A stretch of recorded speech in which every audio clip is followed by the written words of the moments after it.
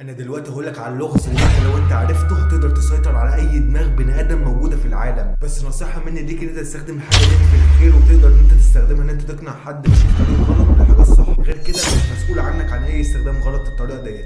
وكل سنه وانتم طيبين بمناسبه العيد، ودي الطريقه دي تعتبروها هديه مني بمناسبه العيد. لو انت بتحب المحتوى القيم اللي هو بينقلك من عالم اللي انت فيه دلوقتي لغايه عالم السيطره، وان انت تقدر تتحكم في اي حد، تقدر دلوقتي حالا تعمل لايك وتعمل تعليق حتى لو بايموجي عشان خاطر الريتش يعلى ونبدا ان احنا ننزل فيديوهات اكتر كل يوم. فانت اعمل لايك واعمل اشتراك واعمل تعليق دلوقتي حالا. اي حد انت هتقابله بيكون في بينك وبينه تلج، التلج دوت اللي انت اي حاجه انت بتقولها له هو لسه مش واثق فيك، هو لسه ما يعرفكش اصلا. مخه وعقله اللاواعي اصلا مش عارف يدرك ان انت موجود. تبدا ان انت تتكسر واحده واحده بعد ما يثق فيك. فانت عشان تعملها بسرعه جدا تقدر ان انت تدخل له اي معلومات انت عايزها لعقله الباطن على طول. تعمل حاجه اسمها نظريه المرايه. المرايه ديت ان انت اي حاجه هو بيعملها بتبدا ان انت تقلدها بس بصوره مش واضحه. يعني مثلا هو بيعمل كده مثلا، اعمل زيه كده. طريقة كلامه لو هو مثلا بيتكلم بهزار هزر زيه بالظبط بنفس النبرة. بيتكلم بشكل حاد خليك حاد زيه كده بالظبط. لما تيجي تسلم عليه تسليمك يكون فيه ثقة وانك واحد واعي لنفسك. رياكشناته بقى، يعني لقيت رياكشناته حادة خليك برضو رياكشنك انت حاد كده معاه، ان انت خلاص يعني انت زيك زيه. تخش العقل اللاواعي على طول ان الشخص دوت شبهنا جدا ومفيش منه اي قلق خالص.